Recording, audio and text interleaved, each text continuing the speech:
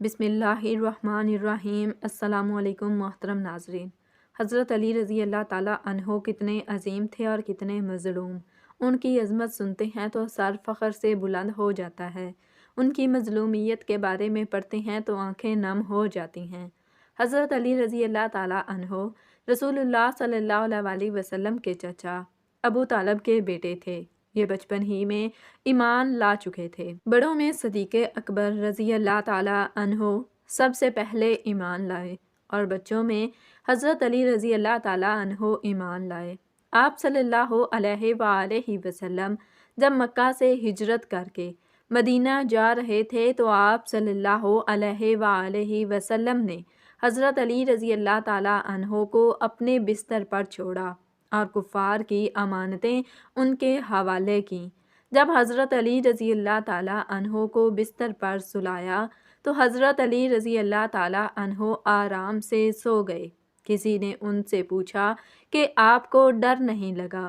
تو حضرت علی رضی اللہ تعالیٰ عنہ نے فرمایا، نہیں، مجھے یقین تھا کہ مجھے کچھ نہیں ہوگا، کیونکہ نبی کریم صلی اللہ علیہ وآلہ وسلم نے فرمایا تھا، علی صبح امانتیں ان کو واپس کر دینا۔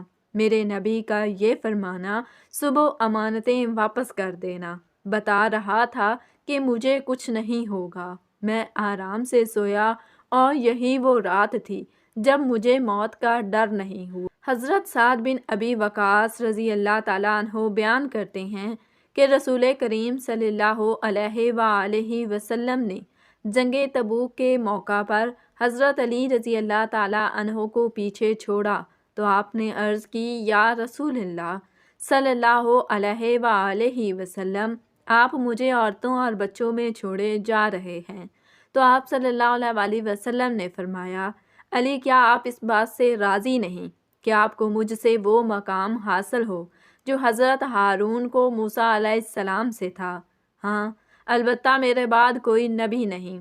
حضرت سہل بن سعد رضی اللہ تعالیٰ عنہ بیان کرتے ہیں کہ رسول اکرم صلی اللہ علیہ وآلہ وسلم نے جنگ خیبر کے روز فرمایا، میں کل اس شخص کو پرچم کی قیادت دوں گا جس کے ہاتھ پر اللہ تعالیٰ فتح دے گا۔ وہ اللہ اور اس کے رسول صلی اللہ علیہ وسلم کا محب ہوگا اور اللہ اور اس کے رسول بھی اس سے محبت کرتے ہوں گے۔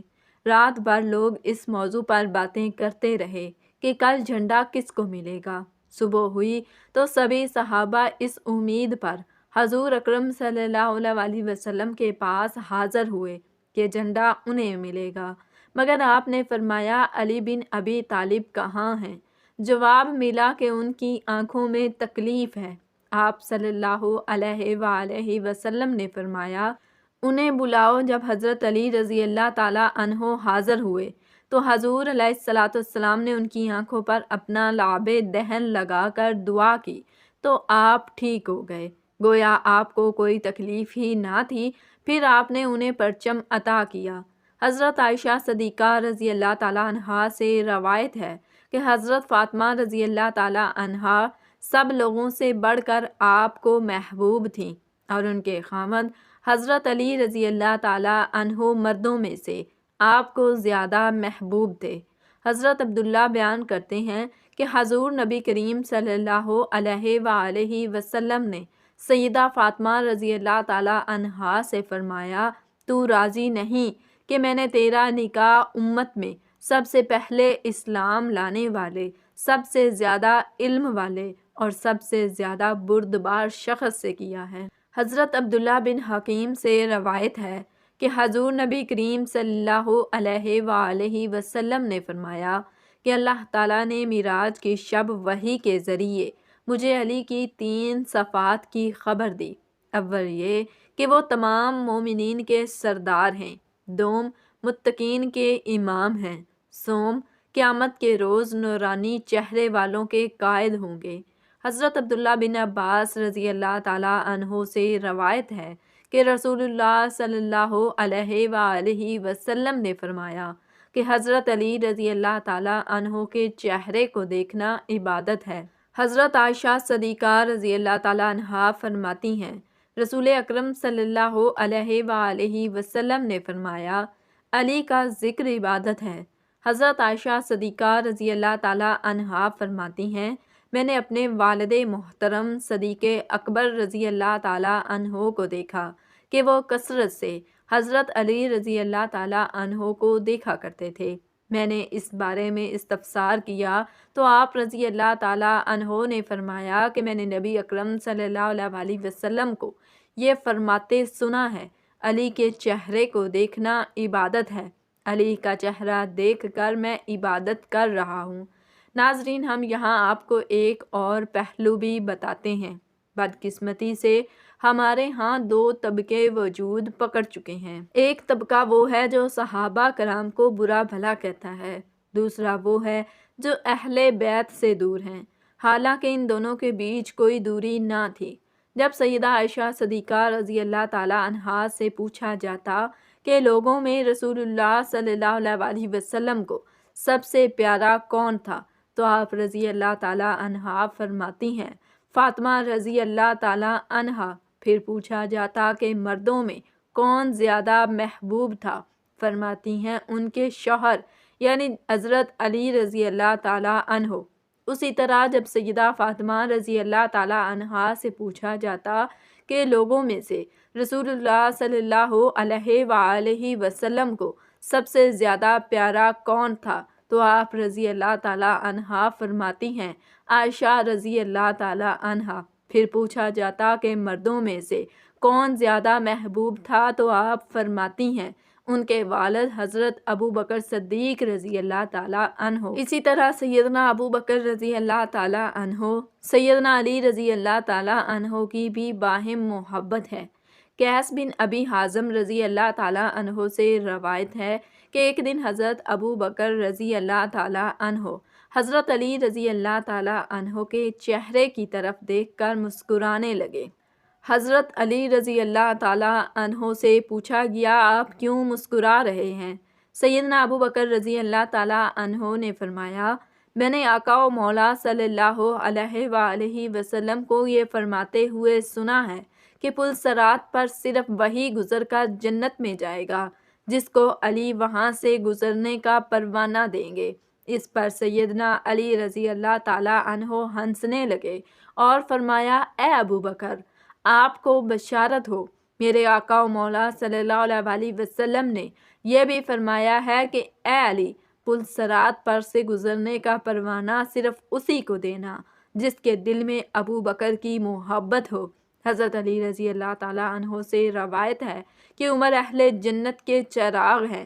حضرت علی رضی اللہ تعالیٰ عنہ کا یہ ارشاد حضرت عمر رضی اللہ تعالیٰ عنہ تک پہنچا تو آپ بعض صحابہ کے ہمراہ حضرت علی رضی اللہ تعالیٰ عنہ کے گھر تشریف لائے اور دریافت کیا، اے علی، کیا تم نے سنا ہے کہ حضور صلی اللہ علیہ وسلم نے مجھے اہل جنت کا چراغ فرمایا ہے؟ حضرت علی رضی اللہ تعالیٰ عنہ نے فرمایا، ہاں، میں نے خود سنا ہے۔ حضرت عمر رضی اللہ تعالیٰ عنہ نے فرمایا، اے علی، میری خواہش ہے کہ آپ یہ حدیث میرے لیے تحریر کر دیں۔ سیدنا علی رضی اللہ تعالیٰ عنہ نے یہ حدیث لکھ دی۔ وہ یہ بات ہے کہ جس کے ضامن علی بن ابی طالب ہیں، محمد بن خطاب رضی اللہ تعالیٰ عنہ کے لیے رسول اللہ صلی اللہ علیہ وسلم نے فرمایا، ان سے جبرائیل علیہ السلام نے، ان سے اللہ تعالیٰ نے کہ عمر بن خطاب اہل جنت کے چراغ ہیں۔ سیدنا علی رضی اللہ تعالیٰ عنہ کی یہ تحریر حضرت عمر رضی اللہ تعالیٰ عنہ نے لے لی اور وصیت فرمائی کہ جب میرا وصال ہو تو یہ تحریر میرے کفن میں رکھ دینا۔ چنانچہ آپ کی شہادت کے بعد وہ تحریر آپ کے کفن میں رکھ دی گئی۔ تو ناظرین، یہ تھی ان کی آپس کی محبت۔ اب پلٹتے ہیں واپس فضیلت علی رضی اللہ تعالیٰ عنہ کی طرف۔ حضرت عبداللہ بن عمر رضی اللہ تعالیٰ عنہ سے روایت ہے کہ نبی کریم صلی اللہ علیہ وسلم نے صحابہ کے درمیان مواخات قائم کی تو حضرت علی نے اشکبار آنکھوں سے کہا، یا رسول اللہ صلی اللہ علیہ وسلم، آپ نے اپنے اصحاب کے درمیان مواخات قائم کی ہے لیکن میرے ساتھ کسی کی مواخات نہیں۔ تو حضور علیہ السلام نے فرمایا کہ تو دنیا اور آخرت میں میرا بھائی ہے۔ حضرت علی رضی اللہ تعالیٰ عنہ بیان کرتے ہیں کہ اس ذات کی قسم جس نے دانے کو پھاڑا اور چاند کو پیدا کیا، حضور صلی اللہ علیہ وسلم نے مجھے تاکید فرمائی کہ مومن مجھ سے محبت کرے گا اور منافق مجھ سے بغض رکھے گا۔ حضرت سلمہ رضی اللہ تعالیٰ عنہا بیان فرماتی ہیں کہ جب رسول کریم صلی اللہ علیہ وسلم حالت جلال میں ہوتے تو حضرت علی کے سوا کوئی شخص آپ سے گفتگو کی جرت نہیں کرتا تھا۔ یہ ہے ان کی عظمت۔ مظلومیت دیکھیں، جب آپ خلیفہ بنے تو آپ کے دور میں کئی جنگیں رہیں۔ باغیوں نے دو مسلمانوں کے درمیان اختلافات کو بڑھایا۔ جب صلح ہوئی تو خارجی آپ کے خلاف کھڑے ہو گئے، انہوں نے آپ کو اذیتیں دی، پھر ایک ظالم نے آپ کو شہید کر دیا۔ شہید کرنے کے بعد حضرت حسن رضی اللہ تعالیٰ عنہ نے آپ کا جنازہ پڑھایا۔ آپ کو کوفہ میں ہی دفن کیا گیا، لیکن آپ رضی اللہ تعالیٰ عنہ کی قبر مبارک کو خفیہ رکھا گیا۔ ڈر تھا کہ کہیں خارجی آپ کی بے حرمتی نہ کر دیں۔ خارجیوں کے خوف کی وجہ سے حضرت علی کی قبر چھپائی گئی۔ حضرت علی رضی اللہ تعالیٰ عنہ کو ان کی موت کا بڑا رنج ہوا۔ آپ نے قاتل کو آپ کی بشارت دی۔ حضرت زبیر رضی اللہ تعالیٰ عنہ کی تلوار ہاتھ میں لے کر کہا، یہ وہ تلوار ہے جو بار بار رسول اللہ صلی اللہ علیہ وسلم کے سامنے مصیبتوں کے بادل چھانٹی رہی۔ چنانچہ حضرت زبیر رضی اللہ تعالیٰ عنہ لڑے نہیں، بنا لڑے واپس ہو گئے۔ ان کی یہ واپسی ان کے ساتھیوں کی طاقت توڑ دینے والی ثابت ہوئی۔ چنانچہ دوپہر تک ہی لڑائی کا سلسلہ جاری رہا اور پھر شکست ہو گئی۔ حضرت طلحہ رضی اللہ تعالیٰ عنہ زخمی ہو کر ساتھیوں کو ابھار رہے تھے کہ ایک بے نشانہ تیر ان کو آ کر لگا۔ بعض روایت میں ہے کہ یہ تیر مروان ابن الحکم کا تھا، جو انہی کے ساتھیوں میں سے تھا۔ مروان کہا کرتا تھا، باخدا میں نے اس واقعے کے بعد کبھی حضرت عثمان رضی اللہ تعالیٰ عنہ کے خون کے بدلے کا مطالبہ نہیں کیا۔ اس نے حضرت عثمان رضی اللہ تعالیٰ عنہ کے بعض لڑکوں سے بھی یہ کہا کہ میں نے تمہارے باپ کا بدلہ حضرت طلحہ رضی اللہ تعالیٰ عنہ سے پورا کر دیا۔ بات جو کچھ بھی رہی ہو، بہرحال لوگوں کو شکست ہوئی۔ حضرت طلحہ رضی اللہ تعالیٰ عنہ زخمی ہوئے اور انہیں یقین ہو گیا کہ وہ جانبر نہ ہو سکیں گے۔ وہ اپنا خون بہتے ہوئے دیکھتے تھے اور کہتے تھے، اے اللہ، حضرت عثمان رضی اللہ تعالیٰ عنہ کا بدلہ مجھ سے لے لے کہ وہ راضی ہو جائیں۔ پھر اپنے غلام کو کسی ایسے جگہ چلنے کا حکم دیا جہاں قیام کر سکیں۔ چنانچہ بڑی دقت اور دشواری کے بعد وہ ان کو بصرہ کے ایک اجڑے گھر میں پہنچا سکا، جہاں تھوڑی دیر بعد وہ اس دنیا سے رخصت ہو گئے۔ لوگوں نے سمجھا کہ لڑائی ختم ہو گئی۔ امیر المومنین حضرت علی رضی اللہ تعالیٰ عنہ اور ان کے ساتھی فتح یاب ہوئے۔ حضرت علی رضی اللہ تعالیٰ عنہ نے اپنے ساتھیوں میں منادی کرا دی، زخمی پر کوئی حملہ آور نہ ہو، بھاگنے والوں کا پیچھا نہ کریں، کوئی کسی کے گھر میں نہ تھے، کوئی مال و اسباب پر قبضہ نہ کرے، کوئی کسی عورت کو تکلیف نہ پہنچائے۔ اپنے بعض کاموں میں مصروف حضرت علی رضی اللہ تعالیٰ عنہ اس خیال میں تھے کہ لڑائی ختم ہو چکی ہے اور آپ غالب آ گئے ہیں۔ اتنے میں سخت شور و غل کی آواز آئی۔ دریافت کرنے پر معلوم ہوا کہ ام المومنین حضرت عائشہ صدیقہ رضی اللہ تعالیٰ عنہا لوگوں کو آمادہ کر رہی ہیں اور قاتلین حضرت عثمان رضی اللہ تعالیٰ عنہ پر لعنت بھیج رہی ہیں، اور لوگ بھی لعنت میں ان کی ہم نوائی کر رہے ہیں۔ حضرت علی رضی اللہ تعالیٰ عنہ نے کہا، حضرت عثمان رضی اللہ تعالیٰ عنہ کے قاتلوں پر لعنت بھیج رہے ہیں۔ باخدا یہ تو اپنے اوپر لعنت بھیج رہے ہیں۔ انہی لوگوں نے تو حضرت عثمان بن عفان رضی اللہ تعالیٰ عنہ کو قتل کیا ہے۔ اے خدا، حضرت عثمان رضی اللہ تعالیٰ عنہ کے قاتلوں پر لعنت ہو۔ اس دن صبح کے وقت جب حضرت علی رضی اللہ تعالیٰ عنہ حضرت طلحہ رضی اللہ تعالیٰ عنہ سے مایوس ہو گئے اور یقین کر لیا کہ ان کو لڑائی پر اصرار ہے، اپنے ساتھیوں کو نہایت سختی کے ساتھ پہل کرنے سے روکا اور کہا کہ جب تک میرا حکم نہ ہو قدام نہ کیا جائے۔ بصرہ کے نوجوانوں خصوصاً بے وقوفوں کا اس وقت یہ حال تھا کہ وہ لڑائی چھیڑنے کی حرکتیں کیا کرتے اور حضرت علی رضی اللہ تعالیٰ عنہ کے آدمیوں پر تیر چلاتے تھے۔ کتنے ہی آدمی زخمی ہوئے جن کو حضرت علی رضی اللہ تعالیٰ عنہ کے پاس لایا گیا اور درخواست کی گئی کہ اب وہ لڑائی کی اجازت دینے میں دیر نہ کریں، پھر بھی آپ نے عجلت سے کام نہیں لیا اور اجازت نہیں دی۔ لیکن جب واقعات زیادہ ہونے لگے تو آپ نے کوفہ کے ایک نوجوان کے ہاتھ میں قرآن دیا اور کہا کہ وہ اسے لے کر فریقین کے درمیان کھڑا ہو جائے اور اس کی طرف قوم کو بلائے۔ حضرت علی رضی اللہ تعالیٰ عنہ نے اس کو یہ بتا دیا تھا کہ اس فرض کو پورا کرنے میں اس کی جان کو خطرہ ہے۔ تھوڑی دیر سوچنے کے بعد نوجوان نے قرآن ہاتھ میں لے لیا اور فریقین کے درمیان کھڑے ہو کر اس کی دعوت دینے لگا۔ اس کے بعد لوگوں نے اس پر اتنے تیر برسائے کہ وہ جانبر نہ ہو سکا۔ اس سلسلے میں راویوں نے طرح طرح کی باتیں لکھی ہیں کہ قرآن اس کے داہنے ہاتھ میں تھا، جب وہ ہاتھ کاٹ دیا گیا تو اس نے بائیں ہاتھ میں لے لیا، جب وہ بھی کاٹ دیا گیا تو اس نے دانتوں سے پکڑ لیا، اپنے کندھے پر کر لیا، حتیٰ کہ اسے قتل کر دیا گیا۔ اتنی بات بہرحال قطعی ہے کہ وہ نوجوان قرآن کی دعوت دیتا رہا اور اسی حالت میں وہ شہید ہو گیا۔ تب حضرت علی رضی اللہ تعالیٰ عنہ نے کہا کہ اب کوئی حرج نہیں۔ پہلا معرکہ دوپہر سے پہلے تک رہا اور زوال تک شکست ہو چکی تھی۔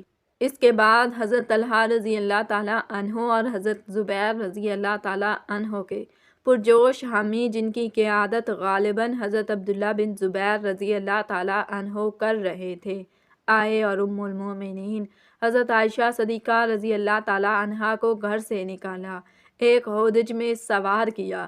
یہ ہودج آپ کے اسی اونٹ پر رکھ دی گئی اور پھر میدان معرکہ میں لایا گیا۔ یہ دیکھ کر شکست کھائے ہوئے لوگ ام المومنین حضرت عائشہ صدیقہ رضی اللہ تعالیٰ عنہا کے پاس جمع ہونے لگے۔ انہوں نے محسوس کیا کہ صرف اپنی ماں کے حامی ہیں، بلکہ رسول اللہ صلی اللہ علیہ وسلم کی حرم محترم اور ان کی محبوب بیوی کی حمایت کر رہے ہیں۔ ان کے دلوں میں ایک نیا جذبہ پیدا ہوا، جس میں ایک طرف دین کا گہرا احساس تھا اور دوسری طرف آبرو کا اور ماں کی حمایت اور غیرت کا۔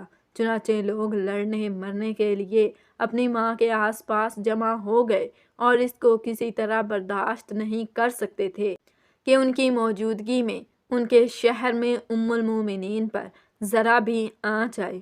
حضرت عائشہ رضی اللہ تعالیٰ عنہا کا اونٹ، جیسا کہ مارکے میں بعض شریک ہونے والوں کا بیان ہے کہ ان کے ہاتھ میں پناہ کا جھنڈا تھا، جہاں پہنچ کر وہ محفوظ ہو جاتے تھے، جس طرح میدان جنگ کے سپاہی اپنے جھنڈے کے نیچے پناہ لیتے ہیں۔ یہ دیکھ کر فاتح جماعت بھی بڑی تیزی سے بڑھی کہ جس طرح دوپہر سے پہلے ان سے نمٹ لیا تھا، اب شام تک ان کو بھی ٹھکانے لگا دیں۔ اتنے میں بصرہ کے قاضی کعب ابن سور قرآن مجید گردن میں ٹکائے سامنے آئے اور فریقین کے درمیان کھڑے ہو گئے اور لوگوں کو اللہ کی کتاب کی طرف بلانے، شر اور فساد سے روکنے لگے۔ لیکن حضرت علی رضی اللہ تعالیٰ عنہ کے ساتھیوں نے تیر چلا کر انہیں مار ڈالا۔ اس طرح انہوں نے اپنے نوجوان کا بدلہ لے لیا، جو فریقین کے درمیان صبح کے وقت قرآن اٹھائے مارا گیا۔ فریقین میں بڑا سخت مقابلہ رہا، لیکن حضرت علی رضی اللہ تعالیٰ عنہ کے ساتھی چاہتے تھے کہ کامیابی آنے کے بعد پلٹ نہ جائے۔ حضرت عائشہ رضی اللہ تعالیٰ عنہا کے حامی ام المومنین کے لیے اپنی جانیں قربان کر دینے پر تلے تھے۔ لڑتے لڑتے تھک گئے، ان میں ایک دوسرے سے بیزار اور مایوسی پیدا ہو گئی۔ آخر میں چیخنے چلانے کی آوازیں فضا میں دائیں بائیں گونجنے لگیں۔ لڑنے والوں سے کہا گیا کہ حریفوں کے ہاتھ پاؤں کاٹ دو۔ چنانچہ یہ مذموم حرکت کی گئی، بعضوں نے بعضوں کے ہاتھ اور بعضوں نے بعضوں کے پاؤں، پھر جس پر یہ گزرتی وہ خود ہی مرنے پر تیار ہو جاتا۔ حضرت عائشہ رضی اللہ تعالیٰ عنہ کے ساتھی تقریباً شکست کھا چکے تھے، لیکن اونٹ اپنی جگہ کھڑا ہوا اور ہودج اس پر بدستور برقرار تھا۔ جس پر ام المومنین بیٹھی لوگوں کو منتشر اور خائف ہونے کے بعد ہمت اور جرت پر آمادہ کرتی تھیں۔ لوگ اونٹ کے پاس آ کر جم جاتے تھے۔ ان کا مقصد فتح یابی یا کامیابی نہ تھا، وہ تو اپنی ماں کی حمایت کرنا چاہتے تھے اور یہ رڑ چڑھتے تھے، اے ماں ذرا بھی اندیشہ نہ کرو، تمہارا ہر لڑکا خوفناک مرد میدان ہے۔ اور حضرت عائشہ رضی اللہ تعالیٰ عنہ کا یہ حال کہ وہ اپنے دائیں بائیں اور سامنے کے لوگوں کو جوش دلا کر آمادہ کرتیں اور حضرت علی رضی اللہ تعالیٰ عنہ کے آدمی ان پر چھائے چلے جاتے اور جوش میں یہ رجز پڑھتے چلے جاتے، اے ماں ہم تمہیں بڑی مہربان دیکھتے ہیں۔ حالانکہ ماں اپنے بچوں کو کھلاتی ہے اور ان پر رحم کرتی ہے، کیا نہیں دیکھتی ہو کتنے بہادر زخمی کیے جا رہے ہیں اور ان کے ہاتھ اور کلائیاں ٹوٹی جا رہی۔ اس کے جواب میں حضرت عائشہ رضی اللہ تعالیٰ عنہا کے ساتھی کہتے، ہم قبیلہ انبا کی اولاد اونٹ والے ہیں، ہم درجے کے لوگوں سے لڑتے ہیں، جب وہ سامنے آئیں خون ریزی ہمیں کسی شہر سے زیادہ مرغوب ہے، ہم ابن افغان کے خواہان ہیں، نیزوں کی نوک سے ہمارا سردار ہمیں واپس کر دو۔ اور بس اسی حالت میں وہ جانیں شمار کر رہے تھے اور یہ شدت کے ساتھ ان پر غالب آ رہے تھے۔ جب کوئی اونٹ کی نوکیل تک ہاتھ پہنچاتا تھا تو قتل کر دیا جاتا۔ اس بری طرح قتل سے حضرت علی رضی اللہ تعالیٰ عنہ چلا اٹھتے اور اپنے ساتھیوں سے کہا کہ اونٹ کو ذبح کر دو، اس کی بقا میں اربوں کی فنا ہے۔ یہ سن کر ایک ساتھی ٹوٹ پڑا اور اونٹ کو اپنی تلوار سے ذبح کر دیا۔ اونٹ اپنے پہلو پر گرا اور گرتے ہی اس کے منہ سے ایسی بری چیخ نکلی جو کسی نے اب تک نہیں سنی۔ اللہ تعالیٰ سے دعا ہے کہ اللہ تعالیٰ ہمیں نیکوکاروں میں شامل فرمائے اور ہمارا خاتمہ ایمان پر فرمائے، آمین ثم آمین۔ ناظرین کمنٹ باکس میں اللہ تعالیٰ کے 99 ناموں میں سے ایک نام ضرور ٹائپ کیجیے گا۔ جزاکم اللہ خیرا کثیرا۔